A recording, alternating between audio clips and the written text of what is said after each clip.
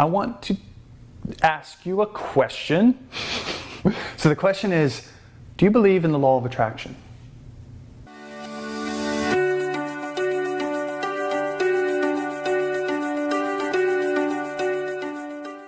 Hey, John here. Do you believe in the law of attraction?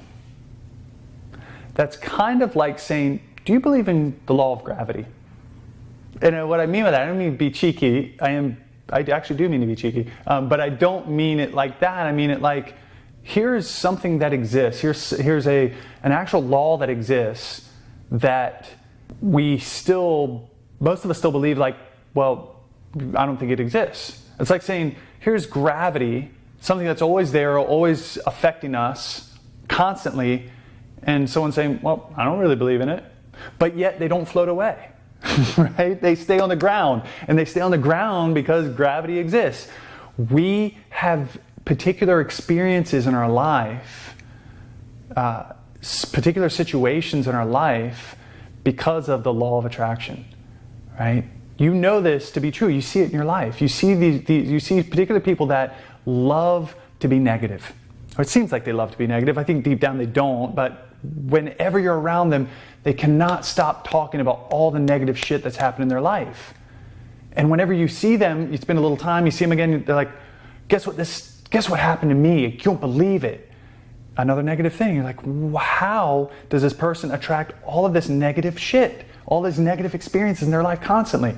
Well, we have couple things. Two things is what I want to explain to you is that we are electromagnetic beings. And what I mean by that is we pulsate out an electromagnetic field, meaning it's electric, meaning it has energy, right? It's energized, and it's magnetic, meaning it has polarity, right? It can attract and it can draw away.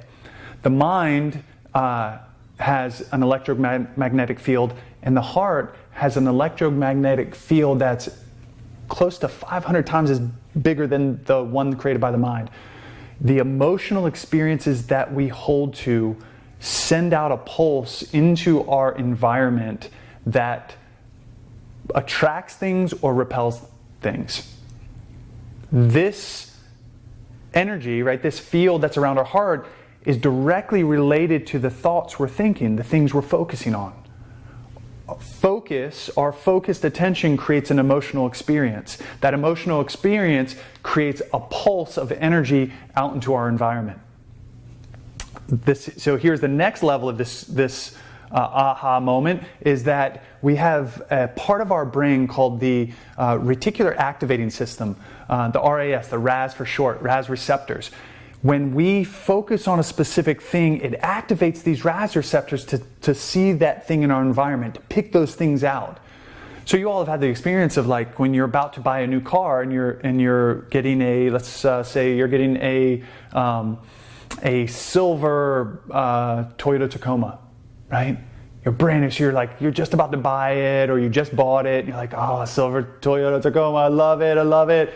Hey, why are all the silver Toyota Tacomas out everywhere? And all of a sudden you start to notice silver Toyota Tacomas all over the place, whereas you didn't see it before. Why is that? Well, because you bought this truck, or you're about to buy this truck, you're interested in buying this truck, it activated your RAS receptors. You start to see it in your environment. This goes for everything, guys. Everything. Everything that we activate in our RAS receptors, we start to see in our environment. So, if we're focusing on something specific, we activate the RAS receptors.